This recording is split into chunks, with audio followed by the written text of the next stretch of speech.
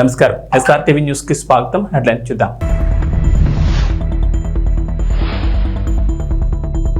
చంద్రబాబు సర్కార్ సంచలన నిర్ణయం, టీటీడీ పాలక మండలి రద్దు.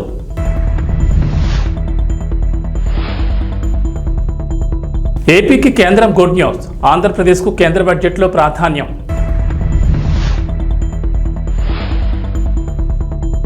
తెలంగాణకు పన్నుల వాటాగా 26,216 కోట్లు 2024-25 ఆర్థిక సంవత్సరానికి కేంద్రం నుంచి నిధులు.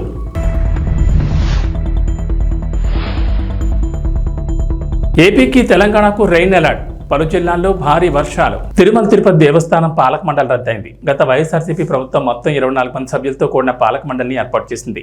వీరు కాకుండా 4 ఎక్స్ అఫీషియో మెంబర్లను కూడా నియమించారు. రాష్ట్రంలో కొత్త ప్రభుత్వం అధికారంలోకి రావడంతో టీటీడీ చైర్మన్గా ఉన్న భూమన కరుణాకర్ రెడ్డి ఇప్పటికే రాజీనామా చేశారు. తాజాగా 24 మంది సభ్యులు రాజీనామా చేయగా రాష్ట్ర ప్రభుత్వం వారందరి రాజీనామాలను ఆమోదించింది. ఈ మేరకు దేవాదాయ శాఖ ప్రత్యేక ప్రధాన కార్యదర్శి సత్యనారాయణ ఉత్తర్వులు జారీ చేయగా పాలక మండలి సభ్యుల రాజీనామాల ఆమోదంతో టీటీడీకి కొత్త చైర్మన్ను, బోర్డు సభ్యులను ప్రభుత్వం నియమించనుంది. మరోవైపు తిరుమల శ్రీవారి లడ్డూ ప్రసాదాల విషయంలో టీటీడీ ఈవో శ్యామలరావు కీలక వ్యాఖ్యలు చేశారు. లడ్డూ ప్రసాదాలు మరింత నాణ్యంగా, రుచికరంగా అందించేందుకు ఇప్పటికే తీసుకున్న చర్యల వల్ల లడ్డూ ప్రసాదాల రుచి, నాణ్యత పెరిగిందని తెలిపారు. లడ్డూ ప్రసాదం కోసం వినియోగించే నెయ్యి విషయంలో తక్కువ నాణ్యత ఉన్న నెయ్యిని సరఫరా చేస్తున్న సరఫరాదారులు నిబంధనలు పాటించుకుంటే కఠిన చర్యలు తీసుకుంటామని హెచ్చరించారు. తిరుమల శ్రీవారి లడ్డూ ప్రసాదం నాణ్యతపై ఫోకస్ పెట్టామని, నాణ్యమైన నెయ్యి ద్వారా లడ్డూ నాణ్యత పెరుగుతుందని నిపుణులు కూడా అభిప్రాయపడినట్లు తెలిపారు. ఈ సమావేశానికి చేసిన మీడియా మిత్రులందరికీ కూడా ధన్యవాదాలు తెలియజేస్తున్నాను.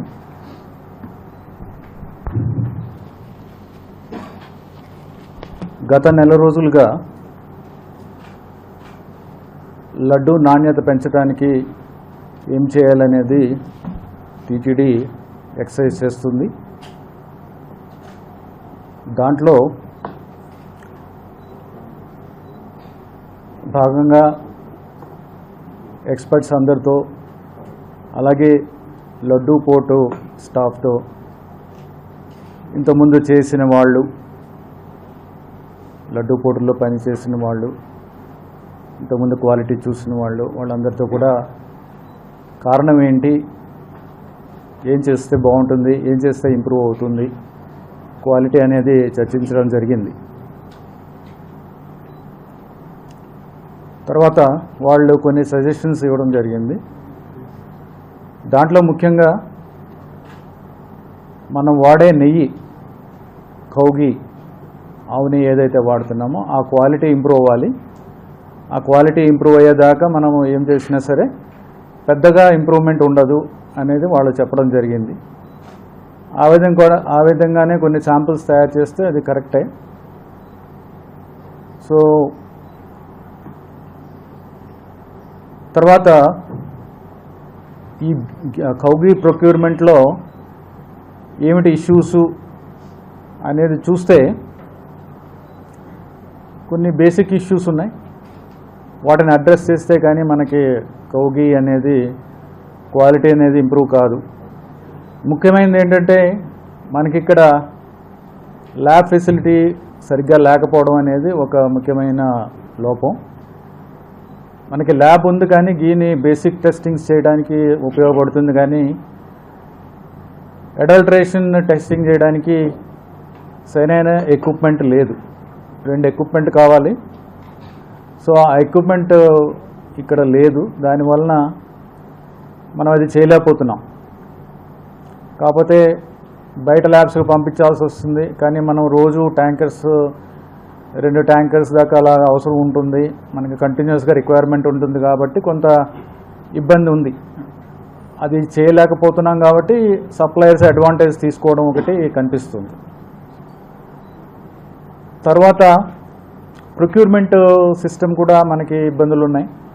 అంటే మనం చేసే ప్రొక్యూర్మెంట్లో వాళ్ళకున్న డాక్యుమెంట్స్, అంటే good manufacturing practices and FSSAI certifications, ఇలాంటి డాక్యుమెంటేషన్స్ తీసుకొచ్చి ఇస్తున్నారు. అందరూ కూడా దాంట్లో పాస్ అయిపోతున్నారు. ఆ తర్వాత టెండర్కి వెళ్తాము. టెండర్కి వెళ్ళిన తర్వాత రేట్స్ వేస్తారు. రివర్స్ టెండరింగ్ వెళ్తాము, వాళ్ళకి రేట్స్ వస్తుంది ఫైనల్గా. ఆ రేటుతో మనము ప్రొక్యూర్ చేయడానికి ప్రయత్నిస్తున్నాం.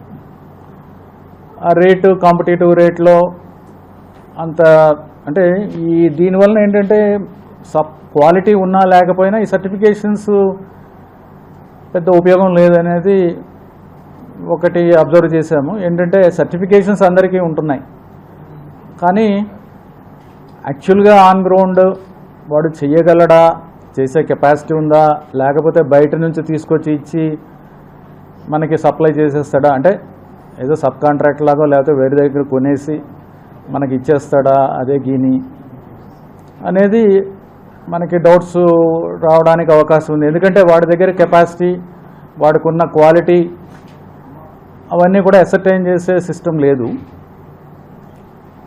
సో ఉందా లేదా అనేది మాత్రమే చూస్తున్నాం, ఆ పర్టికులర్ సర్టిఫికేషన్ ఉందా లేదా అనేది ఫీల్డ్ ఇన్స్పెక్షన్ కూడా చేస్తున్నాము. బట్ ఏంటంటే బెస్ట్ క్వాలిటీకి జస్ట్ ఆ కట్ ఆఫ్ ఏదైతే ఉందో వాడు దాటిన వాడికి పెద్దగా డిఫరెన్స్ ఉండటం లేదు. సో ఆ విధంగా వాడు మ్యానుఫ్యాక్చర్ చేసేదానికి కూడా అంత క్వాలిటీ ఉండట్లేదు అనేది అబ్జర్వ్ చేయడం జరిగింది. అది ఎక్స్పర్ట్స్ ఒపీనియన్ కావాలి. డైరీ ఫీల్డ్లో ఎక్స్పర్ట్స్ చాలామంది ఉన్నారు, వాళ్ళ ఎక్స్పర్ట్ ఒపీనియన్ తీసుకుని చేస్తే బాగుంటుందనే ఉద్దేశంతో ఒక ఎక్స్పర్ట్ కమిటీని ఒకటి ఫామ్ చేయడం జరిగింది. ఆంధ్రప్రదేశ్కు కేంద్రం బడ్జెట్లో ప్రాధాన్యం కల్పించింది. అమరావతి, పోలవరంతో పాటు పలు కీలక ప్రకటనలు చేసింది. వీటితో పాటుగా కేంద్ర పన్నుల్లో రాష్ట్రానికి వాటాపై కూడా క్లారిటీ ఇచ్చింది. ఈ ఆర్థిక సంవత్సరంలో 50,474.64 కోట్ల వాటా రానుంది. ఇది గత ఏడాది కంటే 5,776 కోట్లు అధికమని కేంద్రం తెలిపింది. గత ఫిబ్రవరిలో 49,364.61 కోట్లతో పోలిస్తే 1,110 కోట్లు ఎక్కువ. కేంద్రం 2024-25 ఆర్థిక సంవత్సరంలో అన్ని రాష్ట్రాలు కలిపి 12,47,211.28 కోట్ల వాటాను పంచనుంది. ఇందులో 4.047% ఆంధ్రప్రదేశ్ దక్కనుంది. రాష్ట్రానికి రానున్న వాటాలో అత్యధికంగా ఆదాయ పన్ను నుంచి 17,455.93 కోట్లు వస్తుంది. ఆ తర్వాత కార్పొరేట్ ట్యాక్స్ కింద 15,156.51 కోట్లు, సిజిఎస్టీ 15,79,039 కోట్లు రానున్నాయి.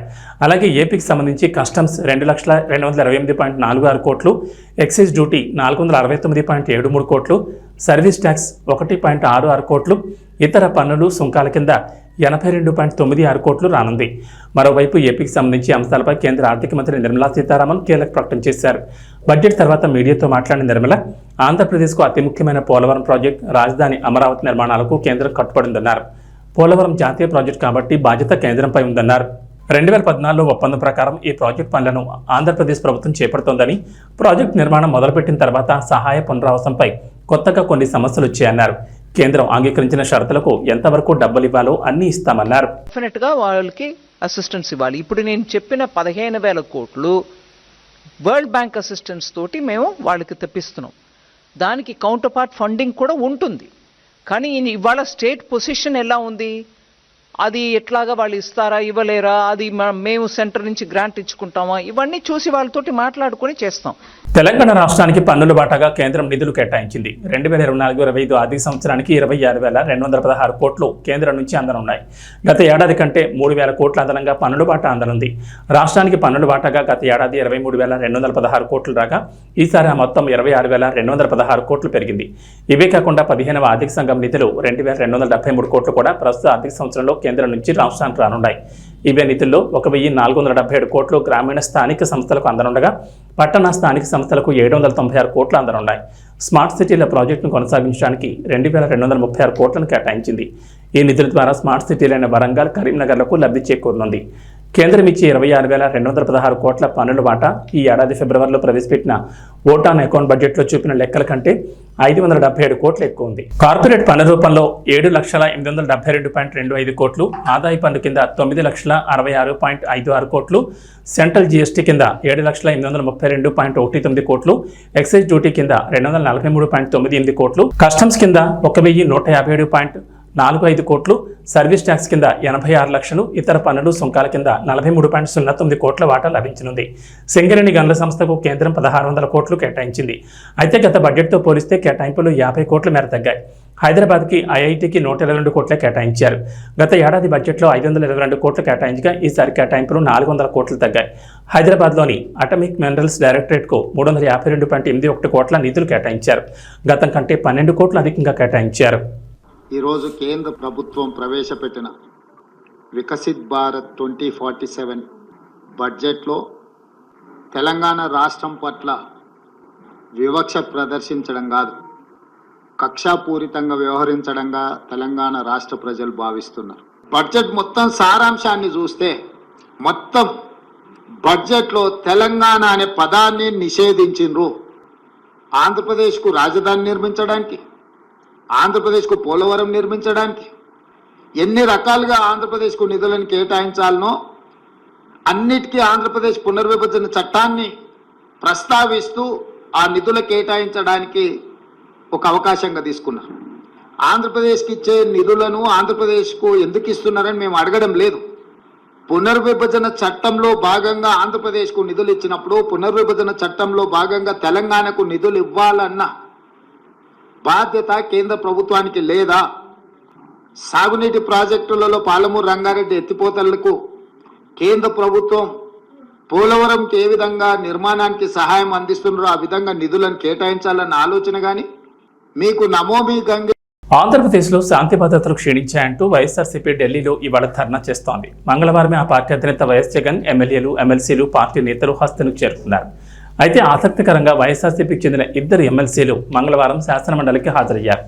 ఢిల్లీకి వెళ్లాల్సిన ఇద్దరు ఎమ్మెల్సీలు శాసనమండలికి రావడం చర్చనీయాంశంగా మారింది. వైఎస్ఆర్సీపీ ఎమ్మెల్సీలు తోమాటి మాధవరావు, బంకా రవీంద్ర మంగళవారం మండలికి వచ్చారు. ఇద్దరు ఎమ్మెల్సీలను చూసి టీడీపీ ఇతర పక్షాల సభ్యులు వారిని ప్రశ్నించారు. ఇదేంటి మీరు ఢిల్లీకి వెళ్ళలేదా అంటూ ఆరా తీశారు. ఓవైపు జగన్, ఎమ్మెల్యేలు, ఎమ్మెల్సీలు ఢిల్లీకి వెళితే ఇద్దరు ఎమ్మెల్సీలు మాత్రం రావడం చర్చనీయాంశంగా మారింది. మరి వీళ్ళిద్దరూ బుధవారం ధర్నాలో పాల్గొంటారా లేదా అన్నది క్లారిటీ రావాల్సింది. మరోవైపు వైఎస్ఆర్సీపీ శాసనసభాపక్ష నేతగా వైఎస్ జగన్మోహన్ రెడ్డి ఎన్నికైనట్లు ఆ పార్టీ నుంచి తనకు సమాచారం అందిందని స్పీకర్ అయ్యన్న పాత్రుడు సభలో ప్రకటించారు. అలాగే జనసేన శాసనసభాపక్ష ఉపనేతగా నాదెండ్ల మనోహర్, చీఫ్ విప్గా లోకం నాగమాధవి, కోశాధికారిగా రామాంజనేయులు, కార్యదర్శులుగా వంశీకృష్ణ శ్రీనివాస్, దేవ వరప్రసాద్ నియమించినట్లు ఆ పార్టీ శాసనసభాపక్ష నేత పవన్ కళ్యాణ్ నుంచి సమాచారం వచ్చిందన్నారు. ఈ మేరకు ఆ సమాచారాన్ని సభలో తెలియజేశారు. ఆంధ్రప్రదేశ్లో వాలంటీర్ల వ్యవస్థ కొనసాగుతుందా లేదా? కూటమి ప్రభుత్వం అధికారంలోకి వచ్చిన తర్వాత ఈ అంశంపై గందరగోళం కొనసాగుతోంది. జూన్ నెలలో పింఛన్లు గ్రామ వార్డు సచివాలయ ఉద్యోగులతో పంపిణీ చేయించడంతో వాలంటీర్ల వ్యవస్థను ప్రభుత్వం కొనసాగించే అవకాశం లేదనే చర్చ జరిగింది. డిప్యూటీ సీఎం పవన్ కళ్యాణ్, కొందరు మంత్రులు మాత్రం వాలంటీర్ల వ్యవస్థపై అధ్యయనం చేసి త్వరలోనే మంచి నిర్ణయం తీసుకుంటామంటున్నారు. ప్రభుత్వం మాత్రం ఈ అంశంపై క్లారిటీ ఇవ్వలేదు. దీంతో కొంత కన్ఫ్యూజన్ కొనసాగుతోంది. తాజాగా ఏపీ ప్రభుత్వం వాలంటీర్ల వ్యవస్థపై అసెంబ్లీలో క్లారిటీ ఇచ్చింది. రాష్ట్ర వ్యాప్తంగా గ్రామ వార్డు సచివాలయాల పరిధిలోని వాలంటీర్లకు వేతనాలు పెంచే ప్రతిపాదన ప్రభుత్వం దగ్గర ఉందని క్లారిటీ ఇచ్చారు. మంగళవారం అసెంబ్లీ సమావేశాలకు వైఎస్ఆర్సీపీ ఎమ్మెల్యేలు హాజరు కాలేదు. వారంతా ఢిల్లీకి వెళ్లారు. ఈ క్రమంలో వైఎస్ఆర్సీపీ దర్శి ఎమ్మెల్యే బూచేపల్లి శివప్రసాద్ రెడ్డి అంతకుముందు సభకు నివేదించిన ప్రశ్నకు ప్రశ్నోత్తరాల సమయంలో ప్రభుత్వం తరపున సాంఘిక సంక్షేమ శాఖ మంత్రి డోలా బాలవీరాంజనేయ స్వామి సమాధానమిచ్చారు. వాలంటీర్లకు వేతనాలు పెంచే ప్రతిపాదన ఉందన్నారు. అంతేకాదు రాష్ట్రంలో వాలంటీర్ వ్యవస్థ కొనసాగుతున్నట్లు ప్రకటించారు. దీంతో వాలంటీర్ల వ్యవస్థపై ప్రభుత్వం క్లారిటీ ఇచ్చినట్లయింది. పురిటి నొప్పులతో తలడిల్లుతున్న ఇద్దరు గర్భిణీలకు భద్రాచలం ఎమ్మెల్యే తెల్లం వెంకట్రావు పురుడు పోశారు. స్వతహాగా డాక్టర్ అయిన తెల్లం అత్యవసర సమయంలో సిజేరియన్ చేసి కాన్పులు చేశారు. వివరాల్లోకి వెళ్తే గత కొద్ది రోజులుగా కురుస్తున్న వర్షాలకు గోదావరి తీర ప్రాంతం వరదలతో అల్లాడిపోతోంది. ఏజెన్సీ ప్రాంతంలో జనజీవనం పూర్తిగా స్తంభించిపోయింది. ఉన్నతాధికారుల సూచన మేరకు స్థానిక అధికారులు వరద ప్రభావిత ప్రాంతాల్లో సహాయక చర్యలు చేపట్టారు. గర్భిణీలను ముందుగానే భద్రాచలం ఏరియా ఆసుపత్రికి తరలించారు. అయితే ఆసుపత్రిలో 5 సర్జన్లు అందుబాటులో ఉండాలి. కానీ ఇటీవల 4 సర్జన్లు బదిలీ అయ్యారు. ప్రస్తుతం అక్కడ 1 సర్జన్ మాత్రమే ఉన్నారు. ఆయన కూడా ఆసుపత్రి పనిపై బయటకు వెళ్లారు. ఇదే సమయంలో మంగళవారం మధ్యాహ్నం హాస్పిటల్లో ఉన్న గర్భిణీల్లో ఇద్దరికి పురిటి నొప్పులు మొదలయ్యాయి. సిబ్బంది సాధారణ ప్రసవానికి ప్రయత్నించినా సాధ్యం కాలేదు. ఓవైపు వర్షం, వరదలతో మరో చోటుకు వారిని తరలించే పరిస్థితి లేవు. పురిటి నొప్పులు ఎక్కువై గర్భిణీలు తలడిల్లిపోతున్నారు. ఏం చేయాలో అర్థం కాని ఆసుపత్రి సిబ్బంది సర్జరీ నిపుణుడైన ఎమ్మెల్యే తెల్లం వెంకట్రావుకు సమాచారం అందించారు. వరద సహాయక చర్యల్లో నిమగ్నమైన ఎమ్మెల్యే తెల్లం సిబ్బంది సమాచారం అందగానే హుటాహుట్న హాస్పిటల్కి చేరుకున్నారు. ఇద్దరు గర్భిణీలకు సిజేరియన్ చేశారు. దుమ్ముగూడెం మండలం రేగుబల్లి గ్రామానికి చెందిన భీమనపోయిన స్వప్న రెండో కంట్లో పండంటి మగబిడ్డకు జన్మనిచ్చింది. చెర్ల మండలం అంబేద్కర్ నగర్ చెందిన పెళ్లి పుష్పలీల రెండో కంట్లో పండంటి ఆడబిడ్డను ప్రసవించింది. దీంతో వారి కుటుంబాల్లో ఆనందం వెల్లివిరిసింది. కేంద్ర బడ్జెట్ 2024లో తెలంగాణ రాష్ట్రానికి ఎలాంటి కేటాయింపులు లేకపోవడంతో సీఎం రేవంత్ రెడ్డి స్పందించారు. తెలంగాణ పట్ల కేంద్రం వివక్ష మాత్రమే కాదని కక్ష సాధించినట్టు తెలుస్తోందని రేవంత్ రెడ్డి పేర్కొన్నారు. బడ్జెట్ కేటాయింపుల్లో తెలంగాణకు తీవ్ర అన్యాయం జరిగిందన్నారు. బడ్జెట్లో తెలంగాణ పదాన్ని నిషేధించారని, తెలంగాణ పదాన్ని పలకడానికి కూడా కేంద్ర ప్రభుత్వం ఇష్టపడడం లేదని తీవ్ర స్థాయిలో మండిపడ్డారు. తెలంగాణ ఏర్పాటు పట్ల మోదీకి ఉన్న కక్షను మరోసారి చాటారు. ప్రధానమంత్రి నరేంద్ర మోడీ తెలంగాణకు వస్తే తాను స్వయంగా వెళ్లి స్వాగతం పలికి పెద్దన్న పాత్ర పోషించాలని అడిగినట్లు వివరించారు. కానీ ఆయన దుర్మార్గంగా వ్యవహరిస్తున్నారని మండిపడ్డారు. పెద్దన్నలా ఉండాల్సిన ప్రధానికి ఇలా చేయడం సరికాదని, ఇది మోడీకి మంచి పేరు తీసుకురాదన్నారు. ప్రధాని మోడీని తానే స్వయంగా 3 సార్లు కలిశానని రేవంత్ రెడ్డి తెలిపారు. కేంద్ర రాష్ట్ర సంబంధాలను మెరుగుపరుద్దామని ప్రధానితో చెప్పినట్లు పేర్కొన్నారు. తమ మంత్రులు కూడా కేంద్ర మంత్రులను పలుమార్లు కలిశారని తెలిపారు. కాంగ్రెస్ సర్కార్ ఏర్పడిన తర్వాత 18 సార్లు ఢిల్లీ వెళ్లి కేంద్ర మంత్రులను కలిసి నిధులివ్వాలని కోరినట్లు తెలిపారు. బీజేపీ ప్రభుత్వం తెలంగాణ పట్ల వివక్ష చూపిస్తోందని, కక్ష సాధిస్తోందని గత ప్రభుత్వాలు చెప్తే అర్థం కాలేదని, ఇప్పుడు అసలు విషయం పూర్తిగా బయటపడిందని రేవంత్ రెడ్డి చెప్పుకొచ్చారు. సబ్కా వికాస్ అనేదైతే ఉందో ఈ స్లోగన్ బోగస్ అని చెప్పి బీజేపీ నిరూపించింది. వికసిత్ భారత్ అనే దాంట్లో తెలంగాణ భాగం కాదు అని ప్రధానమంత్రి గారు అనుకుంటున్నట్టుగా ఉన్నది. అసలు మొత్తం బడ్జెట్ను స్థూలంగా చూస్తే వికసిత్ భారత్ 2047 48,21,000 కోట్ల రూపాయల బడ్జెట్ను చూస్తే కుర్చీ బచావో బడ్జెట్ లాగా ఉన్నది. బీహార్కు ఆంధ్రప్రదేశ్కు తప్ప ఇతర రాష్ట్రాల పట్ల కేంద్ర ప్రభుత్వం వ్యవహరించిన తీరు కేవలం కుర్చీని కాపాడుకునే ప్రయత్నంలో భాగంగానే ఈ బడ్జెట్ను ప్రవేశపెట్టినట్టుగా కనిపిస్తుంది. ఇది ఏ రకంగా కూడా ప్రధానమంత్రి గారికి గౌరవాన్ని తెచ్చిపెట్టదు. ఇంతటి వివక్ష, ఇంతటి కక్షాపూరితమైన వ్యవహారం ఎప్పుడూ జరగలేదు. తెలంగాణ రాష్ట్రము, తెలంగాణ ప్రజలు 8 పార్లమెంట్ స్థానాలు, 35% ఓట్లు బీజేపీకి ఇచ్చిండ్రు. తెలంగాణ ప్రజలు ఎలాంటి వివక్ష బీజేపీ పట్ల చూపించలేదు. తెలంగాణ ప్రజల యొక్క నిర్ణయం వల్ల ఈరోజు నరేంద్ర మోడీ గారు ప్రధానమంత్రిగా కుర్చీలో కూర్చున్నారు. 8 సీట్లను తెలంగాణ రాష్ట్రం నుంచి గెలిపిస్తే కృతజ్ఞత చూపించాల్సిన బీజేపీ, కేంద్ర ప్రభుత్వం, నరేంద్ర మోడీ గారు తెలంగాణ పట్ల కక్షాపూరితంగా వ్యవహరించారు. ఎన్నికల కంటే ముందు నేను పదే చెప్పిన, ఓట్లు సీట్లు మాత్రమే తెలంగాణ నుంచి కావాలి, కానీ తెలంగాణ ఆత్మగౌరవం పట్ల కేంద్ర ప్రభుత్వానికి ఎలాంటి పట్టింపు లేదు అని. ఈరోజు అదే విధంగా కేంద్ర ప్రభుత్వం వ్యవహరించింది. కేంద్ర మంత్రిగా ఉన్న కిషన్ రెడ్డి గారు ఈరోజు తెలంగాణ ప్రజలకు సమాధానం చెప్పాలి. బీజేపీ అధ్యక్షుడిగా నరేంద్ర మోడీ గారి మంత్రివర్గంలో యూనియన్ క్యాబినెట్ మినిస్టర్గా కిషన్ రెడ్డి గారు బాధ్యత వహించాలి. తెలంగాణకు జరిగిన అన్యాయానికి తెలంగాణ ప్రజలకు క్షమాపణ చెప్పి తక్షణమే మోడీ మంత్రివర్గం నుంచి తప్పుకోవాలి కిషన్ రెడ్డి గారు. ఇంతటి వివక్ష ఎప్పుడూ జరగలేదు. కేవలం కుర్చీ కోసం మౌనంగా ఉండడం ఇది సమంజసం కాదు. కిషన్ రెడ్డి గారు ఈరోజు తెలంగాణకు బయ్యారం ఉక్కు కర్మాగారం, Kazipet railway coach factory, IIM, ప్రతి రాష్ట్రంలో ఐఐఎం ఉంది. మేము ఐఐఎం కావాలి తెలంగాణ రాష్ట్రంలో లేదు అనిస్తే ధర్మేంద్ర ప్రధాన్ గారు నాకు లేఖ రాశారు, మీ రాష్ట్రానికి ఐఐఎం ఇవ్వము అని. భారతదేశంలో ప్రతి రాష్ట్రంలో విద్యార్థులు చదువుకోవడానికి ఐఐఎంలు ఉన్నప్పుడు తెలంగాణ రాష్ట్రానికి ఎందుకు ఇవ్వరు?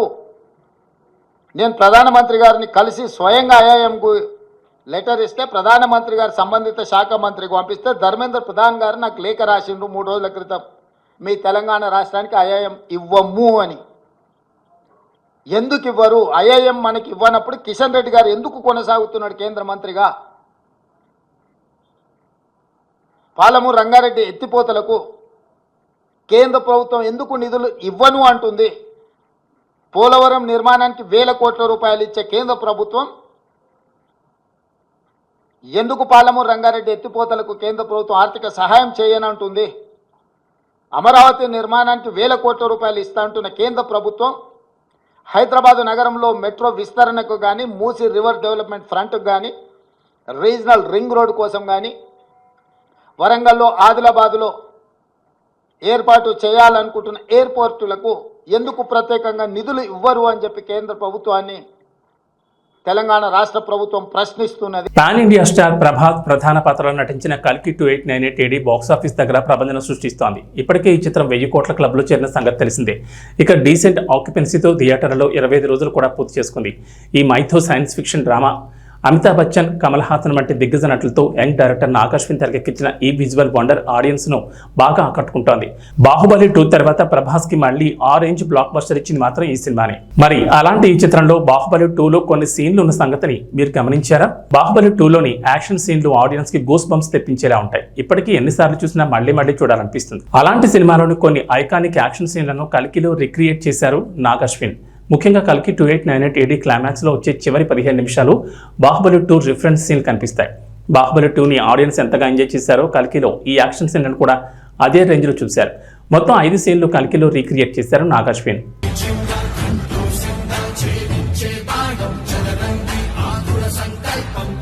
శ్రీలంక వేదికగా జరుగుతున్న మహిళల ఆసియా కప్ 2024లో భారత్ జట్టు హవా కొనసాగుతోంది. తొలి మ్యాచ్లో దాయాది పాకిస్తాన్ చిత్తు చేసిన భారత్ మహిళల జట్టు రెండో మ్యాచ్లో UAEని ఓడించింది.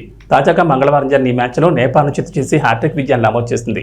ఫలితంగా గ్రూప్ ఏ నుంచి అగ్రస్థానంతో సెమీఫైనల్కు చేరింది. ఈ మ్యాచ్లో తొలుత బ్యాటింగ్ చేసిన భారత్ నిర్ణీత 20 ఓవర్లలో 3 వికెట్ల నష్టానికి 178 పరుగులు చేసింది. అనంతరం నేపాల్ను 96 పరుగులకే కట్టడి చేసింది. ఈ మ్యాచ్ నుంచి కెప్టెన్ హర్మన్ ప్రీత్ కౌర్, పూజా వస్త్రాకర్లకు విశ్రాంతి ఇచ్చారు. దీంతో తాత్కాలికంగా కెప్టెన్ గా స్మృతి మంధానా టాస్క్ వెళ్లింది. ఈ మ్యాచ్లో టాస్ గెలిచిన భారత్ మహిళల జట్టు కెప్టెన్ స్మృతి మంధానా ఏమాత్రం సంకోచించకుండా తొలుత బ్యాటింగ్ ఎంచుకుంది. కెప్టెన్ నమ్మకాన్ని నిజం చేస్తూ భారత ఓపెనర్లు చెలరేగిపోయారు. ఎడాపెడా 4లు, 6లు కొడుతూ స్కోర్ బోర్డును పరుగులెట్టించారు. ఈ క్రమంలోనే తొలి వికెట్కు సెంచరీ భాగస్వామ్యాన్ని నమోదు చేశారు. జట్టు స్కోరు 122 వద్ద హేమలత 47 పరుగులు, ఆ తర్వాత షెఫాలి వర్మ 48 బంతుల్లో 81 రన్స్ కూడా అవుట్ అయింది. చివర్లో రోడ్రిక్స్ 15 బంతుల్లో 28 రన్స్ చేయడంతో భారత్ నిర్ణీత 20 ఓవర్లలో 3 వికెట్ల నష్టానికి 178 పరుగులు చేసింది. టోర్నీలో వరుసగా 3వ విజయం నమోదు చేసిన భారత్ సెమీఫైనల్ బెర్త్ను ఖరారు చేసుకుంది. మహిళల ఆసియా కప్ 2024లో టాప్ 4 బెర్త్ ఖరారు చేసుకున్న తొలి జట్టుగా నిలిచింది. భారత్ గ్రూప్ ఏలో అగ్రస్థానంలో లీగ్ దశను ముగించింది. ఈ ఫలితంతో పాకిస్తాన్ కూడా సెమీఫైనల్ బెర్త్ ఖరారు చేసుకుంది. గ్రూప్ ఏలో 2వ స్థానంతో నాకౌట్కు అర్హత సాధించింది. ఇక వాతావరణ విషయానికి వస్తే తెలంగాణలో గత 4 రోజులుగా ఎడతెరిపి లేకుండా వర్షాలు కురుస్తున్నాయి. కొన్ని జిల్లాల్లో భారీ వర్షాలు కురుస్తున్నాయి. మరికొన్ని జిల్లాల్లో ముసురు కురుస్తోంది. దీంతో ప్రజలకు తీవ్ర ఇబ్బందులు పడుతున్నారు. ఇక ఏకధాటిగా కురుస్తున్న వర్షంతో వాగులు, వంకలు పొంగి పొర్లుతున్నాయి. జలాశయాలు నిండుకుండలా మారాయి. అయితే ఇప్పట్లో వర్షాలు తగ్గేలా కనిపించడం లేదు. మరో 2 రోజుల పాటు వర్షాలు కొనసాగే అవకాశం ఉందని హైదరాబాద్ వాతావరణ కేంద్రం హెచ్చరించింది. అల్పపీడన ప్రభావంతో రాష్ట్రంలో విస్తారంగా వర్షాలు కురుస్తాయని చెప్పింది. నేడు ఆసిఫాబాద్, మంచిర్యాల, జగిత్యాల, పెద్దపల్లి, జయశంకర్ భూపాల్పల్లి, హనుమకొండ, ములుగు, కామారెడ్డి, సంగారెడ్డి, రాజన్న సిరిసిల్ల జిల్లాల్లో భారీ వర్షాలకు ఛాన్స్ ఉందన్నారు. ఈ మేరకు ఆయా జిల్లాలకు ఆరెంజ్ అలర్ట్ జారీ చేశారు. భారీ ఈదురుగాలులు, ఉరుములు, మెరుపులతో కూడిన వర్షం పడే అవకాశం ఉందని, జాగ్రత్తగా ఉండాలని వాతావరణ శాఖ అధికారులు సూచించారు. పిడుగులు కూడా పడే ఛాన్స్ ఉన్నందున ప్రజలు అప్రమత్తంగా ఉండాలన్నారు. అవసరమైతేనే బయటకు వెళ్లాలని, చెట్ల కిందకు వెళ్లొద్దని సూచించారు. ఏవీ బులెటిన్ విశేషాలు. నమస్కారం.